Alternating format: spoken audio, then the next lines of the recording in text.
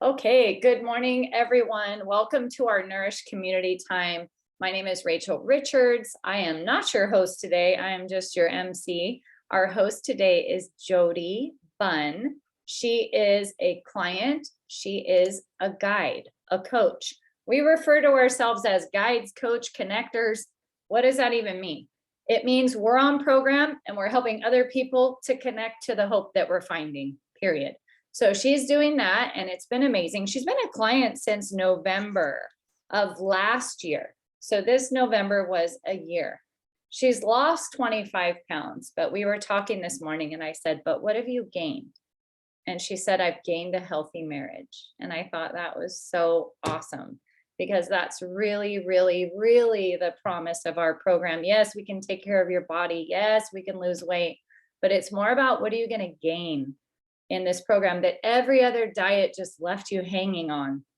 So with that, she is going to guide us through element 7 of your life book. So have that handy. If you're kind of looking for like, well, I'm not in element 7, that's going to start on page, sorry, I had it marked. It's going to start on page 165. Okay, so she's going to just kind of guide us through that. I'm going to mute myself, and I do have Julie and Brian. I have you guys as co-host if you want to help with that, and I will mute myself. And Miss Jodi, help us unpack this from your perspective and things that you've learned.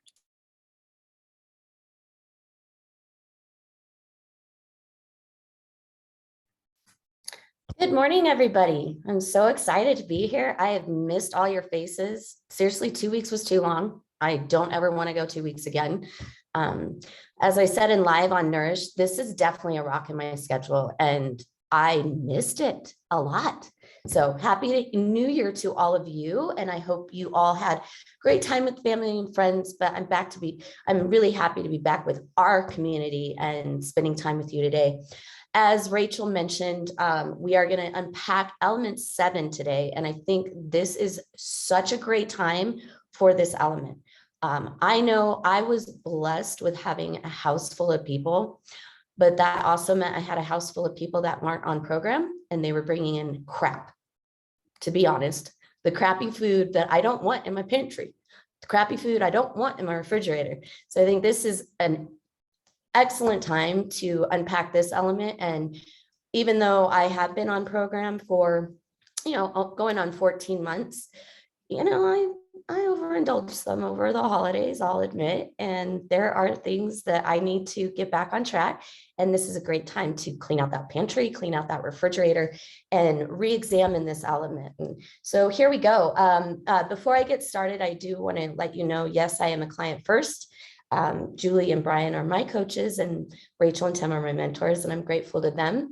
I also want to send a shout out to a client, Jenny Weber.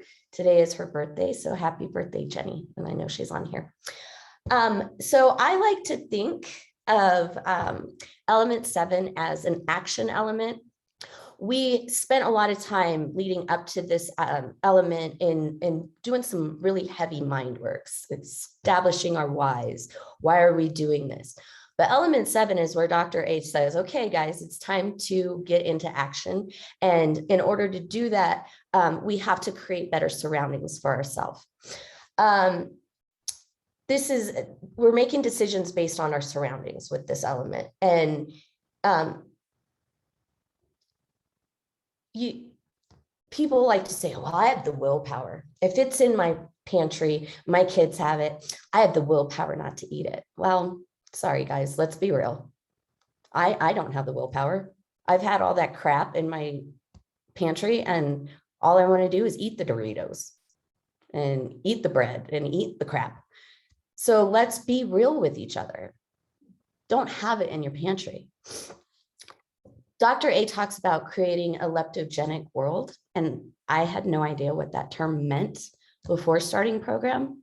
But we do live in an obesogenic world. And in order to create that leptogenic world, we have to change our surroundings. So it's time for us all to go to work.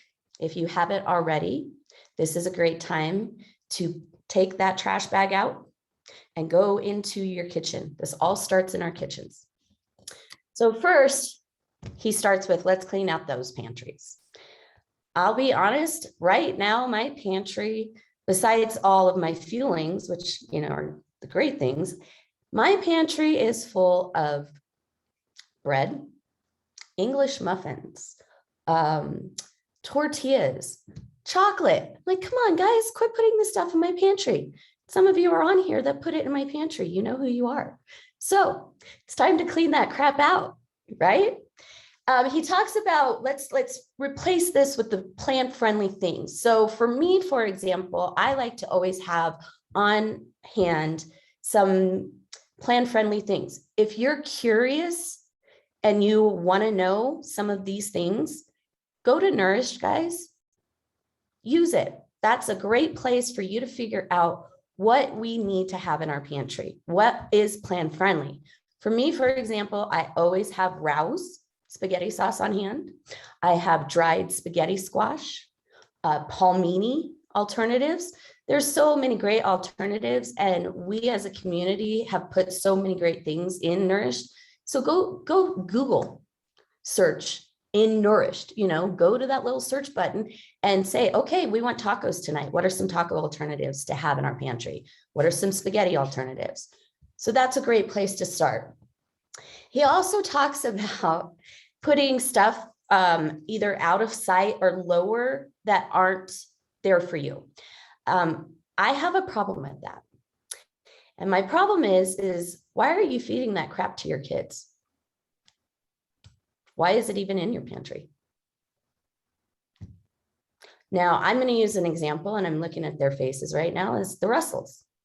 They have 2 dynamic children that are runners. So I know that those kids actually need the complex carbs. So they need to have the spaghetti, the actual spaghetti, before they go on their run.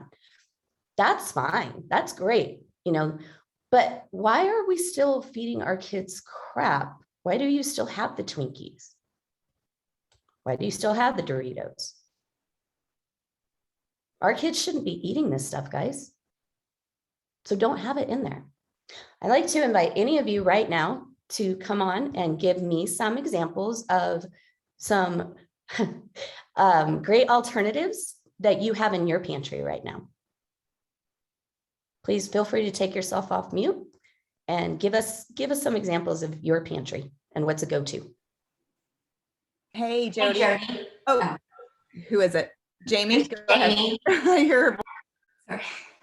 I was just going to say, chips are a big thing. My family really likes salty things. And something that my youngest has been able to use are those seaweed things. I don't even know what they're called, but she loves them. That's what she wants in her snacks. That's what she likes at home. So it gives her kind of that salty, crunchy feeling. And it has eliminated all of the trans fats and the nonsense that shouldn't be in her body. So that's one thing that we've been able to, and they taste really good. I know it sounds nasty, but they're really good.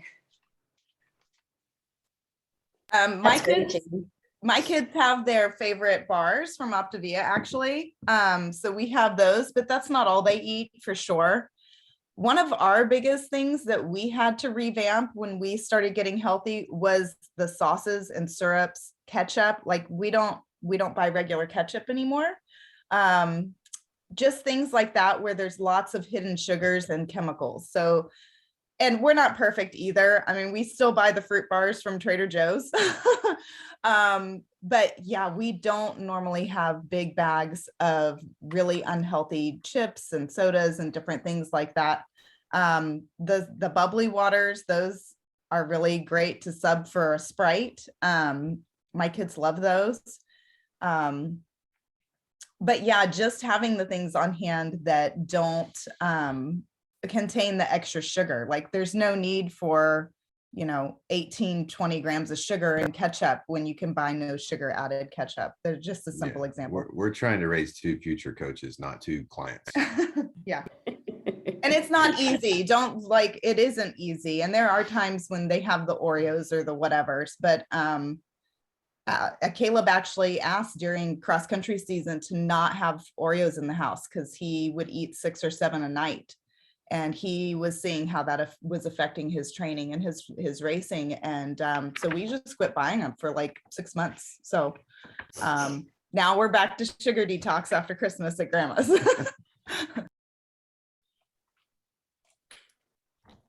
I'll chime in. Absolutely.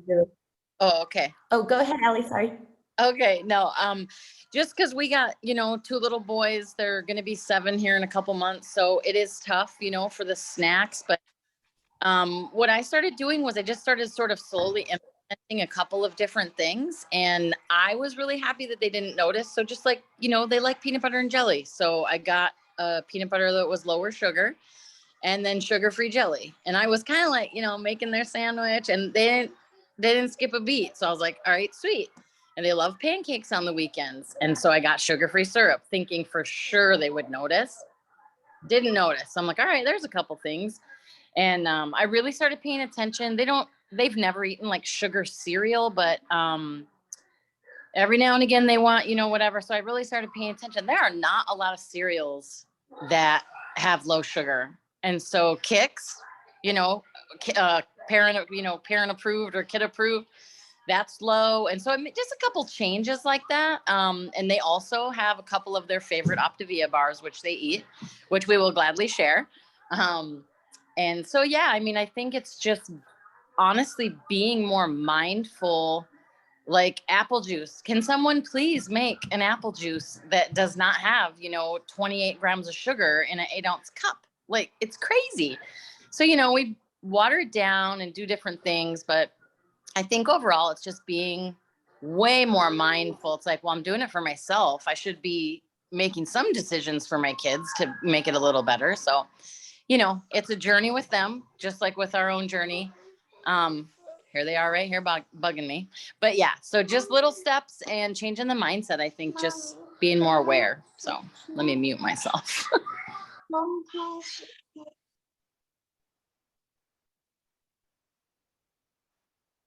Hey, Jodi, are we? Okay, Allie. There we go. I think Jodi might be I see your frozen. hand up. Oh, can you guys hear me? Yeah, your face is just still, but we can hear you. So just not sure. Hey, I have something real quick while you're getting your Okay. signal set up, Go ahead. Jodi, real quick. One of the things that I think we're as parents and even as grandparents, Rachel and I, that we're still just being conscious of is that we do this thing, and blink at me if you guys have done this too. Oh, they're kids. They can have that, right?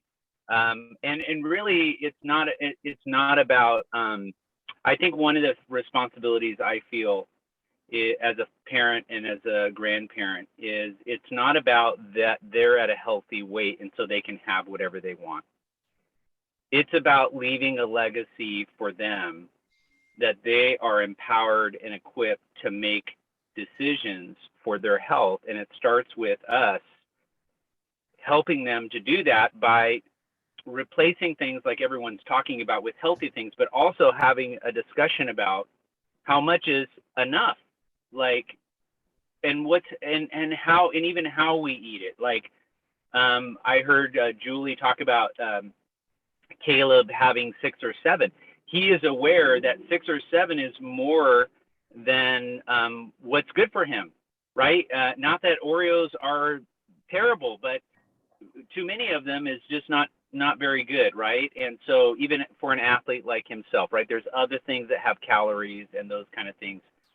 So I think that's part of the mindset and the culture to consider in your own home. Is it a pantry full of things for other people that are at a healthy weight? Or is it things that support a healthy body? And also how much we're allowing ourselves or our kids or our family members to consume, right? Especially if they're young people. And so I think all of those things are important. And if they are your kryptonite, consider having that conversation with people, right? Consider saying, hey, I know this is for you, but mom or dad, this isn't something that I have a lot of willpower around, and I'm still working on that in me. And I think that adds a lot of clarity to the conversation, and it prevents you from putting yourself in a situation where now you're battling, right? Standing in front of it, right? And with all of your reasons and excuses why you can have just a little fight, right? And so it empowers you to, when you shine a light and say, hey, this is an issue for me, guys.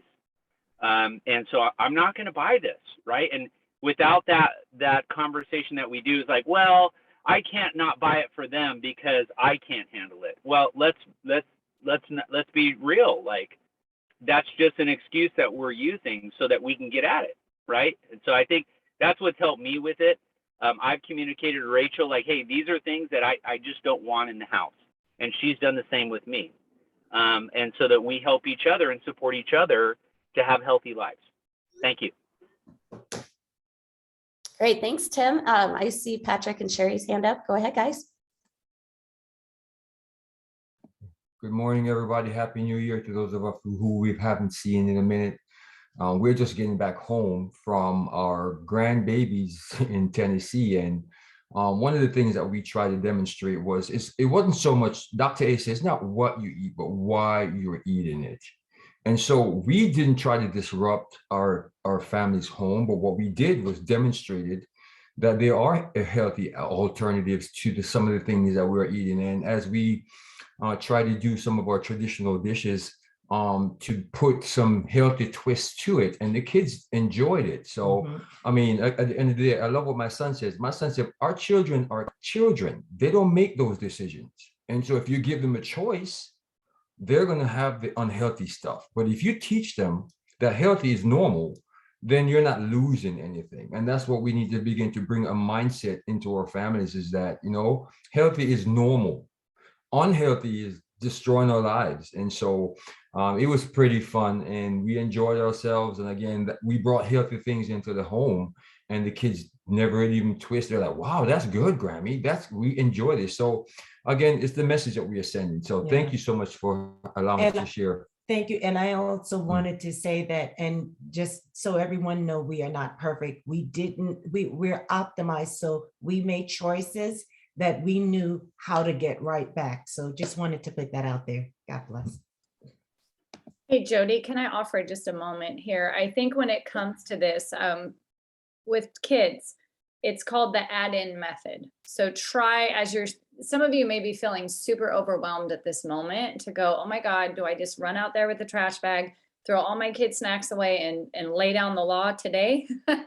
You could do that, but I would suggest educating them and getting their buy-in, okay? Not to where it's like they make the decisions, but they need their why, just like you needed yours, okay? They need to get ready to start living a healthier life. So with that, adding in small changes over time, micro habits, that's what we teach, not radical, oh my gosh, this, that, and the other. It shuts people down and they end up failing, is to say, we're just gonna start drinking more water, put a water app on their phone.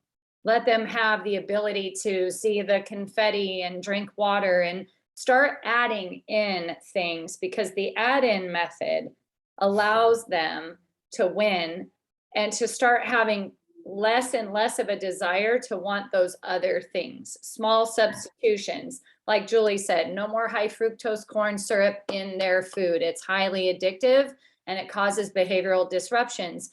That's why we have this other book. This other book is the science behind why we teach what we teach. And there are plenty of facts in here that your kids would love. So education and encouragement, bringing them into the fold is very, very helpful, and small changes over time versus radical changes overnight that cannot stick. That's just something that I wanted to share. Yeah, perfect, Rachel. Thank you. And I love all of the participation. You guys all have so much great to offer, so much so that I'm looking at my notes going, oh crap, what am I going to talk about? Just kidding. I love all the participation. Yes. And I wanted to piggyback off of some of the things that you guys were talking about, like Allie making those substitutions for her boys. There are so many alternatives, guys, out there. And like I mentioned before, we have those resources in Nourished, but like for myself, I got rid of anything that had sugar, as far as sauces and You know, and as my husband likes to say, honestly, if we're having to douse our food in sauces and in condiments, then we should be rethinking what food we're putting in our bodies, because we shouldn't have to have a condiment for every single piece of meat, or, you know, a sauce alternative for everything that we're eating. If we're eating clean, guys, we don't need to have those sauces. We don't need to have those condiments. You know, we're allowed 3 condiments a day, but do we really need them? And that's something that I really have to check myself with as well. You know, I'm not perfect. I like having all the, you know, G. Hughes barbecue sauces and the, you know, Primal sugar-free ketchup with my potato cake. You know, I do love that. But if we are having to douse our food and stuff, we need to rethink what we're eating, and really be eating clean. So he also talks about, you know, we're cleaning out our refrigerator or freezer. That's another place that I think we really need to hone in. And I did myself. I had crap like corn dogs and frozen pizzas, like gross. Why do I have those things? You know, they're gross. They're not good for us. So get rid of that stuff, you know, and yeah, kids like that, but there are healthier alternatives for your kids too. I also really want to encourage all of you, keep frozen seafood in your refrigerators and freezers. We need to be eating more seafood. And that's something that I am still struggling with and working on. I love red meat, guys. I love it. I could have it every meal, but I do love seafood too. And go to Trader Joe's. They have tons of frozen options, and keep frozen vegetables and fruit for those that have optimized. Keep that stuff in your freezer. I love when he also talks about how to store food, and that if your kids have stuff that you don't and shouldn't be eating, store it in foil so you're not looking at it. It goes right back to that whole willpower thing. I don't have the willpower. If there's a burrito in there, I'm going to want to eat the burrito. So put it in foil so you don't look at it. And then something that I spend a lot of time on is I am in my truck a lot. Those of you that know me personally know that I travel between California and Colorado several times a year, about every other month, if not more. I will be headed back to California and getting out of the snow next week. Woohoo. But I had a major issue when I first started Plan, in that I had taken my husband to the airport, and it's about an hour and a half away. And then I did all the Durango things. We live in a very small town, so Durango is the big town close to us. And I needed to go to Home Depot and Bed Bath & Beyond and all the Durango things. And I didn't pack feelings. I will never make that mistake again. And I remember hopping on with Julie and Rachel and telling them, oh my gosh, you guys, like, this was awful. And Rachel was like, hey, if you don't have feelings, go get a bag of pistachios. I was like, wow, that's brilliant. Never would have thought of that. So keep your feelings in your vehicles. That will help you drive by that McDonald's and not want to stop, because they're pumping that smell of French fries out there. I mean, it's just meat, right? So it makes it so much easier if you have your feelings with you in your truck. Brian always gives good example of make sure you always have a bunch of shakes, because that's the easiest. As long as you have water and a shake, you have no excuse. You can drive right past McDonald's. And then I do want to give a thanks to In-N-Out, because they do give us a good alternative of getting, you know, the protein style. So we do have some options. Chick-fil-A also has some great options. And I see Kristen's hand up. Please take yourself off mute. I was just going to touch on your road tripping. So Eric and I did a road trip last week, and we took our first loads to Texas for our move. And I'm going to tell you right now, there is nothing between California and Texas that is like basically a lean and green that I wasn't skeptical. I saw more McDonald's, more Taco Bells, more junk than I've ever seen. And I'll tell you, we didn't eat. Like, it was horrific. So the hindsight is, thank God we had a whole carload of fueling, because we were able to fuel ourselves to death. The gas stations didn't have anything to offer. Some of those restaurants, I had no clue what they even had inside there, so we never went inside. But Thank goodness we even keep some of those lean and greens on hand, which I didn't take because every hotel that we stopped, which was about 5, had a microwave. So now I will at least have my lean and green that I'm going to be able to throw in that microwave and be able to keep me to my goals versus unfortunately not eating, which was brutal. So I just wanted to kind of touch on that as far as being prepared for those trips, because that for many of us is never going to go away. I love it, Kristen. Yeah, and you are saying exactly what I've had to give advice to some of my clients. I have a few clients that they're on the road like 3 weeks out of the month, and having those lean and green options. And if you haven't seen them for ordering, please reach out to your coach because they are great. The chicken lime one is like amazing. So those are great options definitely to have on with you. Allie, go ahead, take yourself off mute. So I feel like are like road dog connoisseurs. Like we travel all the time. Pennsylvania is about a 13-hour drive for us. And so what we do is we pack everything. And so we'll weigh out, a serving of cherry tomatoes, stuff that's easy to eat, a serving of cucumbers, the minis. Just shave a little off the end so you know exactly how much you got. And then I love the mini bell peppers. So I'll hollow them out without the seeds, weigh it out, have them in baggies. And so, through that whole drive, the whole day, basically, we got our fuelings. And then whenever we feel like it, we'll either have, honestly, cold chicken. I don't mind at all. Cold shrimp. We all do it if we have like what you call it. I forget what you call it, with the cocktail sauce. But so there's definitely ways if you plan. We've done it a million times. And of course it saves us from running into the gas station and grabbing chips or grabbing a soda or grabbing a nasty hot dog or whatever you might want to grab. So definitely planning. That's our go-to. Typically cherry tomatoes, cucumbers, and mini bell peppers, like right there. Perfect. I love all the advice you guys are giving, and it's going to help me too, as much as I drive. The last thing I want to real quick touch on, because we're running out of time, is where I still struggle the most, and that is the bedroom.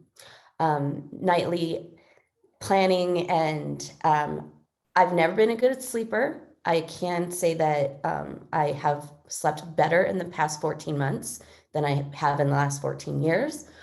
But I had to laugh because I looked back at my notes in my own life book. And when Dr. A tells us to take the TV out of our bedroom, I literally put not going to happen. My TV is my binky. And I still have my TV at night, but I have really worked on that twilight hour and having a nightly routine, eating my fueling, drinking a nightly tea, turning off the TV, opening up my books. I do still have the TV on as I go to sleep, but I do set a timer. So that's me and my struggle. So that's where I struggle the most. And I would love to hear anybody else quickly. I do see that Adrian and Anthony have their hands up. Please take yourself off mute. Hi, guys. I just wanted to say, as I was over the holidays and everything, and I ate off plan, and the food tasted good, but it didn't feel good afterwards. And our food, when we eat it, it tastes so good. I'm often eating saying, this is so good.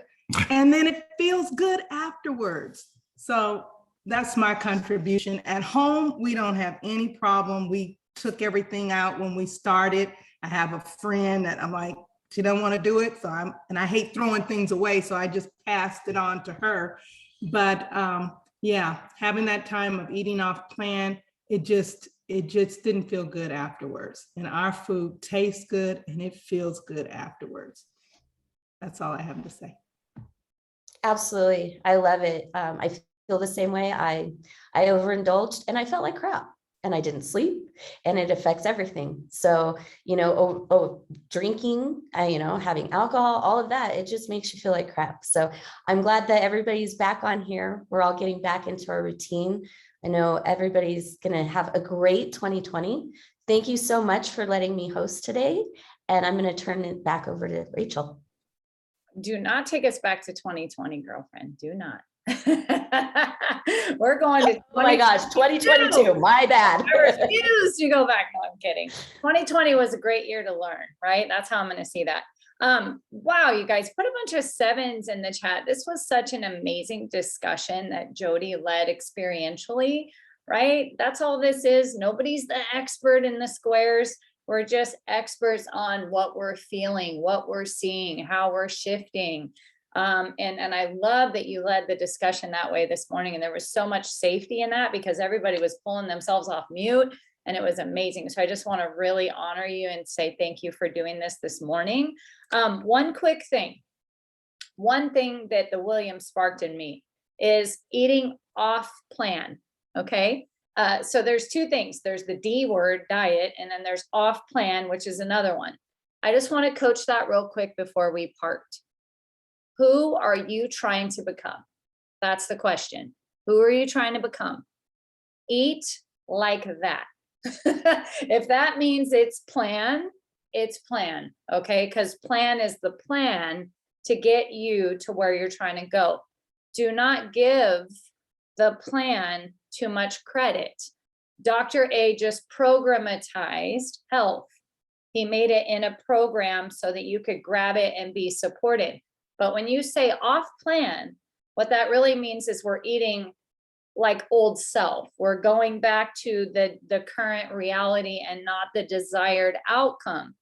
So plan is something that I'm going to encourage you to just slowly and steadily get away from saying and say, I am eating in accordance to my goals. For the first time in my life, I'm becoming a conscious eater.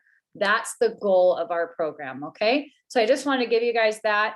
Thank you for tuning in today. Invite someone for next week that's like considering their diet or their boot camp and they just don't have this community and they need this community to hit their goals. Invite them and maybe consider sharing what you're learning with them and inviting them to a health assessment so that they could see if this is something that they want to do to get their life on track.